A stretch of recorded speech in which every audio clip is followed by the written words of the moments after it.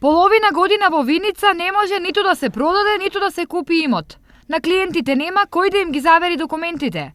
Откако единствениот нотар во општината замина во пензија. За купопродажба, договор за купопродажба, за поклон на недвижен имот, може да ја започнат постапката кај адвокат, да сочинат договор, но бидејќи договорот треба да биде заверен кај нотар, истиот не може да го заверат кога се работи за недвижен имот, затоа што надлежен е само нотар кој има седиште во општина Виница. Бидејќи немаме нотар во општина Виница, во соседните општини ваквата работа не може да се заврши. Освен имотот на живите, нотарот е проблем и за она што зад себе го оставаат умрените. Граѓаните на општина Виница не можат да извршат пренос на правото на собственост и да се го заведат од покојното лице и да извршат упис во катастарот на недвижности на свое име, односно од покојното лице имотот да премине на законските наследници, за да може истиот имот да биде и во правен промет.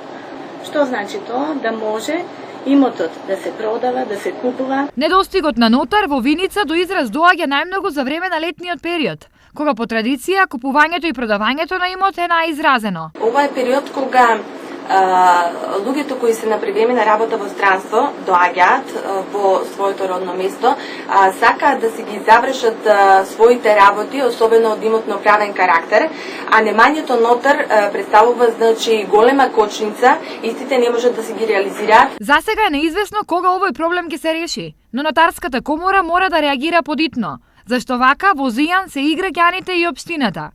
Првите ниту може да продадат, ниту да купат имот, што за општината е чист минус, зашто планираните 3% од данок на промет веќе половина година не влегуваат во општинската каса.